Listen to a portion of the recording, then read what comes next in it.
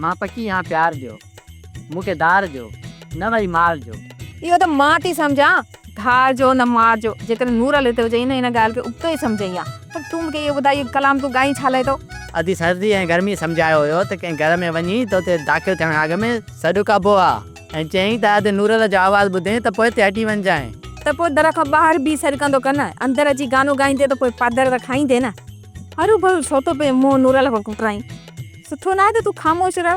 हलो अॻिते ईअं कंदुसि हींअर घर में राकास त कोन्हे न न कोन्हे पर इहो त तूं ॿुधा तूं आयो कहिड़े कम सां आहीं अधी गर्मी ऐं सर्दीअ मोकिलियो चयईं त अधी मादाणी खां काठियूं खणी अच हुन उबते सुबते लाइ मानी पचाइणी अथनि छो वॾेरनि जी ज़ालूं आहिनि घर में काठियूं पूरियूं कोन अथनि वॾी एमरजेंसी हुयनि चयूं त थरी परे आहे हेॾा वञी जल्दी में खणी अच ठीकु आहे मां काठियूं ॿधी रखां थी तूं हेसि ताईं हिकिड़ो कमु करे आ वरी कहिड़ो कमु आहे मूं वटि कहिड़ा 15 नौकर बीठा आहिनि जो घर जो कमु कंदा हाणे जल्दी ॿुधा वरी न त कलाक तकलीफ़ कंदीअ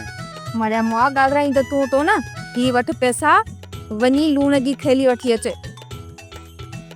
बसि लूण ई वठिणो आहे न पर अदी हे पंहिंजा पैसा पाण वटि रख मां पंहिंजे पैसनि मां वठी थो अचां पंहिंजे पैसनि मां छो पंहिंजे पैसनि मां वठी ईंदुसि न त तूं मानी पचाए नूरल बुरल खे खाराईंदीअ न वरी जेॾी महिल मूं ते हथु खणंदा न त मां बि चवंदोमांनि तव्हां मुंहिंजो नीमक खाधो आहे वॾो सियाणो आहीं मिठू बाक़ी न त मां त एतिरो सियाणो आहियां जो हिन मुल्क जा वज़ीर बि मूंखां अची सलाह वठंदा आहिनि मुल्क खे छॾे तो हिन ॻोठ खे सुधारियो त संग सॼे मुल्क खे सुधारियो हाणे वञी लूण वठी आ जल्दी त मां नूरल ऐं भूरल खे मानी पचाए खारायां हा हीअं वयुसि ऐं हीअं ई आयसि बसि तूं काठियूं ॿधी रख वेंदे त ईंदे कोन होॾां मूंखे त झली तकरीर पाण पियो थो बीठो करी न बसि देर न आहे अदा बता जीअं दस बता तूं ये करे पहिरियां तूं वञ इन नूरल बोरल ते वञी हमिलो करे त मथो वरी दमाल मां तकदाने ठीकु आहे वञ वरी चातो ॿुध हीअं कर पहिरें तूं वञी रोब जा राकेट लॻाइनि मथो जूझ चवजनि कननि मां छरड़ा टेंकरनि पोइ बाक़ी मां कम खे पाण ई थो पटियां अदा बता जीअं दस बता इन पासे का ॾिस ॾिठो मैं वरी हेॾा